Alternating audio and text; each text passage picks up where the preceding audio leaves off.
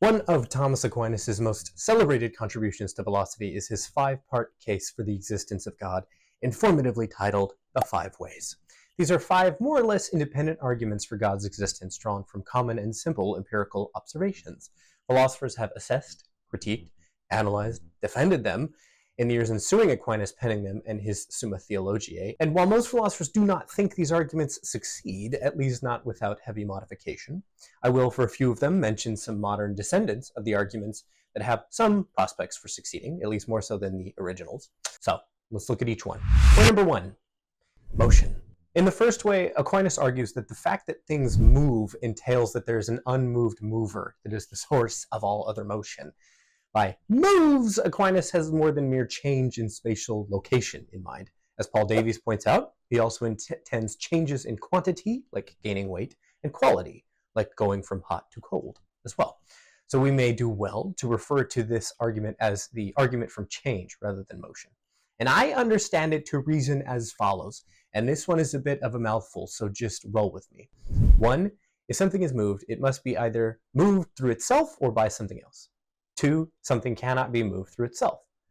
3, therefore, if something is moved, it is moved by something else.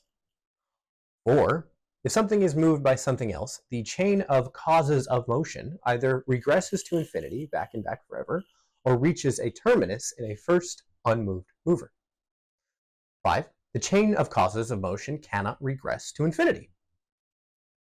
6, therefore, if something is moved by something else, the chain of explanatory movers reaches a terminus in a first unmoved mover. 7, therefore, if something moves, the chain of explanatory movers terminates with the first unmoved mover. 8, something is moved. 9, therefore, the chain of explanatory movers must end with a first unmoved mover. The empirical premise here is 8. Some things do in fact change in location, quantity, or quality. Aquinas' argument for premise 2 is to note that anything that has the potential to change cannot at the same time already actually be in that changed state. But things can only go from potentiality to actuality by the action of something that is already actual. And here he gives the example of fire, which is actually hot, causing other things that are potentially hot, like wood, to become hot. Kind of see it? Thus, anything that changes must do so because something external to it brings about that change. The argument for premise 4 requires us to distinguish per se and per accidens causal series. A series of causes that obtain simultaneously, by moving a rock, by moving a stick, by moving my arm, and a series of causes that exist sequentially in time. An explosion causing a landslide, forcing a town to evacuate, creating a traffic jam later on, so on and so forth. Now, Aquinas argues that an infinite per se series of movers is impossible, those that are existed simultaneously in time. Because if every item in the series is merely transmitting, as it were, the causal movement from the mover above it in the chain, then if there is no first mover to serve as the ultimate source of transmitted motion, nothing at all could ever move. For example, imagine pushing a rock with a stick. It is because I stand as the origination of the series of changes that my arm can move the stick that moves the stone all at the same time. Without me to act as the fundamental source of the relevant motion, nothing would move, neither the stick nor the stone. An infinite per se series of movers would be like a chandelier hanging above our heads that extends infinitely upwards with no first chain anchored to a ceiling.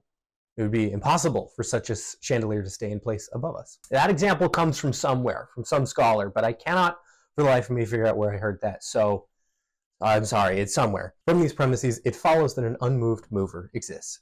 Now, wholly apart from the theological significance of merely landing us in the conclusion that an unmoved mover exists, the most vulnerable premises here will be 1 and 2. Now, as it's stated, premise 1 fails to list all the logically possible alternatives. There may be no cause for motion whatsoever. In other words, Aquinas seems to take what later philosophers label a principle of sufficient reason for granted, that for any contingent fact X, there is an explanation or sufficient reason why X is true. But this assumption on Aquinas' part is arguably excusable. In any investigation into any aspect of the world, we generally take for granted that there is an explanation for the source of our quandary, even if we can never find it. Even if it might be complex and beyond our current ability to grasp, we still think that there is an explanation out there. And surely the burden of proof is on the one who wants to make some phenomenon an exception to the principle of sufficient reason, even if there are other known exceptions to it, like acts of free will or quantum events. So even if quantum phenomena, for instance, have no explanation, that fact by itself wouldn't entitle us to dismiss the necessity of an explanation in context entirely unrelated to quantum mechanics. Now, premise 2 faces a pretty clear counterexample that to me is decisive. The human will. When I will to lift my hand, what causes the change in my will? It would seem that the will moves itself, contradicting premise 2. There's no external cause to the will that causes the choice. It seems to me, however, that one option in contemporary libertarian accounts of free will is that I am the direct cause of my willing to do certain things. But this reply just brings up a new issue. If I can act as an unmoved mover in causal chains, then the conclusion of the first way may not have much theological significance if it's compatible with there being a human being who is an unmoved mover rather than a divine one. So it's just not clear to me that this argument, even if successful, proves very much. I know I said I would offer a modern reformulation of the ways, but way number 1, that was tough. I can't think of any modern corresponding argument that even remotely resembles the first way, so that's too bad. Way number 2, efficient causation. The second way retraces much of the same ground as the first, this time zeroing in on efficient causation, or the act of bringing something else into being, as when Michelangelo brings the David into being. Timothy Paul helpfully outlines the second way as follows. 1, there is an ordered series of efficient causes, a per se series of causes. 2, it is impossible for something to efficiently cause itself.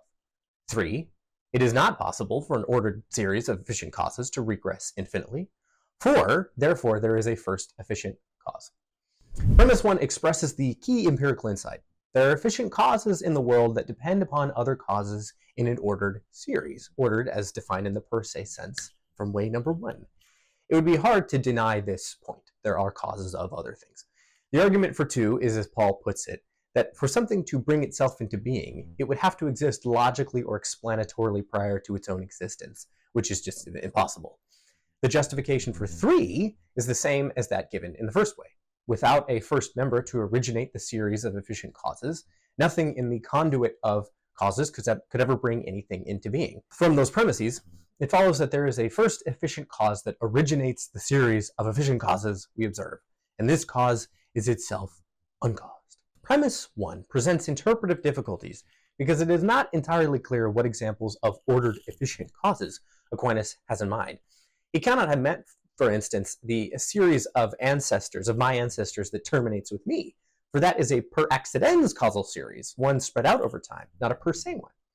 But then it would seem that the only instance of a per se series of efficient causes is that of motion or change, a point that Timothy Paul makes well. And if that's the case, then the second way just collapses back into the first. Now, philosopher Jeff Speaks tries to absolve this charge of redundancy by casting the first way as an argument focusing on a thing's acquisition or loss of properties, and the second way as focusing on a thing's existence. Coming into existence, after all, is not properly an instance of something changing or transitioning from non-existence to existence, but rather the absolute beginning of a thing. And perhaps one might then claim that surely there are per se series of causes that explain why something exists rather than merely changes. I exist now because my body remains intact. And my body remains intact because Earth's gravity holds it together, and physical forces keep my molecules and cells tied together. And I rely upon space itself for my continued existence in some sense. Something ultimately must terminate this series of explanations. But then this chain of reasoning looks no different from the third way that we will soon discuss. So either way, the second way seems redundant. What could be done to reconstruct the second way? One response for those willing to move past Aquinas' broader metaphysical views is to argue that certain per accidens series of efficient causes cannot extend infinitely into the past, those temporal series of causes, but must terminate in an uncaused first cause, as medieval Islamic philosophers argued and as contemporary work on the Kalam cosmological argument carries forward. But that's a video for another day. Way number 3, contingency. In the third way, Aquinas builds from the insight that some things exist which could possibly fail to exist. Some things are contingent. The pillows on my bed are not metaphysically necessary, but could have failed to exist had the course of the world gone a bit differently. Following Paul, once again, we can summarize this argument to God as follows. And for ease of comprehension, I've split the argument into two stages. Stage one. Number one, if some contingent things exist, then either everything is contingent, or at least one thing is not contingent, also called necessary. 2, some contingent things exist. 3, everything cannot be contingent. 4, therefore at least one necessary thing exists. Taking one as self-evident, on behalf of premise 2, Aquinas points out that we observe things coming into and passing out of being. But for any object that comes into or goes out of being, its non-existence is obviously possible. At one time, after all, it didn't exist, so the state of its non-existence must be possible, like the pillows on my bed. Aquinas argues for 3 through a fairly complex chain of reasoning, so just roll with me. For any contingent object, there must be a time when that thing does not exist. Therefore, if everything is contingent, there must be a time at which everything doesn't exist, or more simply, a time when nothing whatsoever exists. But if literally nothing exists at a certain point in time, it would be impossible for anything to ever come into being at a later time. After all, things only come into being if something that already exists brings them into being. Somebody made my pillows. They didn't pop into being out of nothing. But if nothing exists, then nothing exists to bring anything into being. Clearly, however, things exist now. Therefore, it is false that everything is contingent, or equivalently, there's at least one thing that is not contingent, that is necessary. Its non-existence is impossible. Stage 2 then proceeds to argue that not only must there be a necessary being, but there must also be at least one being that does not derive its necessity from anything else, a being that exists a se, as philosophers might put it.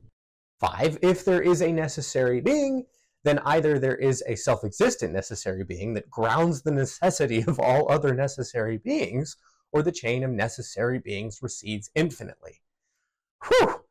6, the series of necessary beings cannot recede infinitely. 7, therefore, if there is a necessary being, there is a necessary being that grounds the necessity of all other necessary beings. 8, therefore, there is a necessary being that grounds the necessity of all other necessary beings.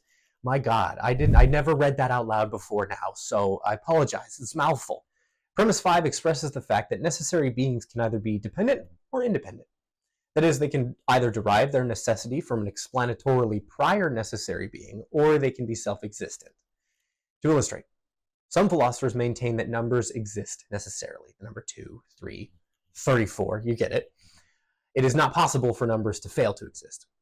But certain philosophers of religion will claim that numbers are thoughts in the mind of God. In this way, they depend upon God for their existence.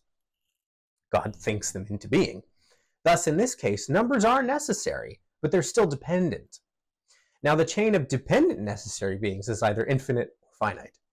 If it is finite, then the first member of the chain of necessary beings will be independent or self-existent just by definition. As such, there is either an infinite chain of necessary dependent beings or at least one self-existent necessary being. The argument for 6 is the same one against infinite regression in the first 2 ways. Therefore, there is at least one self-existent necessary being that is the source of necessity in all other beings. And there's one problem here. Well, there's more than one, but the main one is this. And it's premise 3. As many commentators have since pointed out, Aquinas seems guilty of an illicit modal operator shift when he reasons from the claim that if there must be a time t at which any particular contingent thing does not exist, then there must be a time t at which no contingent things exist. But this is fallacious. We may grant that 1, for any particular candy bar in the world, I can eat it at a time t. But it doesn't follow from that point that 2, I can eat all candy bars at some particular time t. I obviously cannot consume all candy bars at once. I would surely perish before finishing the task. Similarly, it will be the case that 3, for any particular contingent thing, there is a time t at which it doesn't exist. But it doesn't follow, therefore, that 4, there is a time t where no contingent things exist. So, on this count alone, most philosophers think the third way pretty clearly fails. Whew! That was a mouthful, wasn't it? If you didn't follow all that, just go back and re-listen to it as many times as you need until you get it, because I explained all of it perfectly. So if you're not understanding something, it is your fault. On the present scholarly landscape, the argument from contingency, also called the cosmological argument, is defended today by people like Alexander Pruss, Stephen T. Davies, and others. But I have not studied its modern formulations in any depth, so that's all you're going to get from me. The fourth argument for God begins with observing that some things admit of gradation in their truth, goodness, and nobility. Some things are better than other things with respect to those three metrics. The argument then proceeds as follows. 1. There are things that are more or less noble, true, and good than other things. 2. If things are more or less X, then there must be at least one thing that is maximally X. Therefore, there is at least one thing that is maximally noble, true, and good. 4. Anything that is maximally noble, true, and good is also maximally real. 5. Anything that is maximally X is the cause of all else that is X. Therefore, there is something that is maximally real. 7. Therefore, there is a maximally real thing that is the cause of all other real things. Once again, a bit of a mouthful. As Paul points out, many of these premises will strike us as strange, and we will accordingly be quite surprised to learn that Aquinas takes many of them as obvious. But we can sketch possible lines of defense for each of them, focusing just on goodness for the point of illustration. Premise 1 is plausibly true. Some things are better than other things. Premise 2 tells us that if we grant that point, then we must also conclude that there is some maximally good entity that is the standard by which these other things measure up. For if there were no such maximal standard, then it is not clear what it would even mean to say that something is more good or less good in any objective sense. We need some standard by which to make those comparative judgments. The argument here is broadly Platonic. Plato would say that there must be an ideal form of goodness itself, if particular things are to be more or less good. Premise 4 falls out from Aquinas' broader metaphysic of degrees of being and the intrinsic connection between truth, goodness, and being. The basic idea would seem to be that if we understand truth to refer not to correspondence with reality, but as an intrinsic property that objects have, which is something like their intelligibility, or, quote, that in virtue of which it can be grasped by the intellect, then something that is maximally intelligible will be maximally real. Don't worry too much about that one. I don't really get it, so you don't need to either. Premise 5 is not obvious, but Aquinas gives the example of fire being maximally hot and the cause of heat in all other things. In general, for any genus or broader category, the maximum exemplar in that genus is the cause of all essential features of that genus and other members of the genus. Yeah, it's so obvious. How could you not understand this? Given all these premises, it follows that there is a maximally good, noble, true, and real being that is the cause of all other real beings. It seems to me that we can see the glimmerings or beginnings of a modern moral argument for God in the fourth way. Some actions, giving to the poor, are morally better than other actions, lighting a house on fire. This difference in value, moreover, is objective. But there can only be objective differences in moral value if there is an objective moral standard against which these comparative judgments can be made. In this case, things would be better the closer they approximate that standard, and worse the less they do so. One could then argue that God serves as the most plausible candidate for an objective moral standard. Of course, this chain of reasoning leaves much of the fourth way behind, but it does capture and repurpose the central observational insight that spawned it. Some things are better than other things. Now, does this modern moral argument succeed? I don't know. Most Christian apologists did not provide a very sophisticated analysis of atheistic attempts to ground morality in the natural world, and I have yet to examine those approaches in any depth. But for a robust attempt to make this kind of argument, see the book Good God, The Theistic Foundations of Morality by David Baggett, Jerry Walls. It's a good book. So, as with most things, though, I'm agnostic for the time being. Way number 5, directedness in nature. In the final way, Aquinas draws our attention to the fact that non-intelligent objects and processes in nature tend towards their best end. Though Aquinas himself provides few examples of what he has in mind, we might point to plants naturally grow towards sunlight. Cats instinctually draw their kittens in to receive milk. Bees instinctually collect nectar and produce honey for the hive, and so on and so forth. In these ways, natural processes evidence a certain directedness towards good ends that remains inexplicable unless an intelligence has acted to direct these processes towards their proper end. Again, our old Paul old pal Paul outlines the explicit structure of the argument as follows. 1, there are some natural processes that lack cognition but act for ends. 2, anything that lacks cognition cannot act for an end unless an intelligent conscious agent directs it to do so. 3, therefore, there is an intelligent conscious agent that directs some natural processes. We have seen observations that support premise 1. The idea behind 2 is that nothing can tend towards its natural best end by chance alone. Aquinas gives the famous example of the archer shooting an arrow which strikes the bullseye. The arrow itself has no ability to direct its actions. Rather, the archer is the conscious agent that has directed the arrow to its best end, i.e., hitting the bullseye.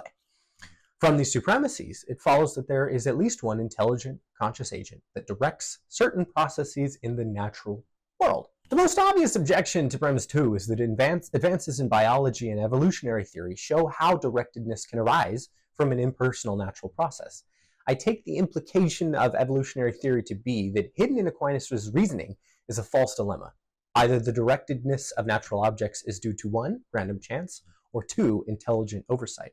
But this dilemma leaves out the possibility of 3, some level of physical necessity operating on random conditions, i.e. the theory of evolution by natural selection. If that possibility is a legitimate one, then we cannot conclude from observed coincidental alignments in nature between behavior on the one hand and the attainment of things natural end on the other as evidence for God. Now, Paul points to processes outside the scope of Darwinian evolution that still demonstrate means to ends behavior ostensibly, like an electron naturally attracting positively charged particles.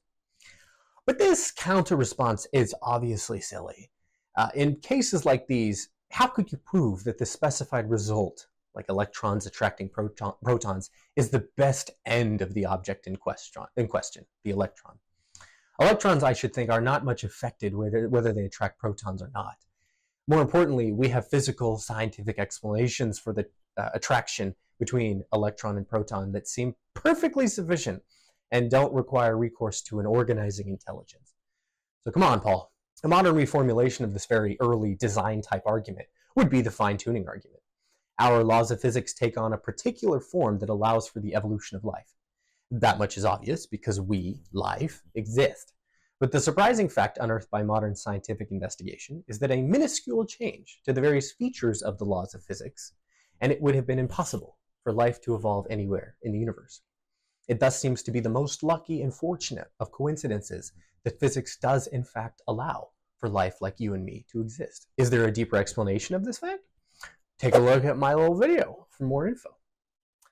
So there you go. There are the 5 ways. Hopefully you learned something. I should have written more, but that's where my transcript ends. So it's a little abrupt, but those are the 4. We go 1, 2, 3, 4, 5. No, 5. 5. Have I been saying 4? Anyway, those are the 5 ways. Hope you liked it. I liked it. Oh, this was fun. Yeah, see, it's breaking down. We best end the video here. All right, take care.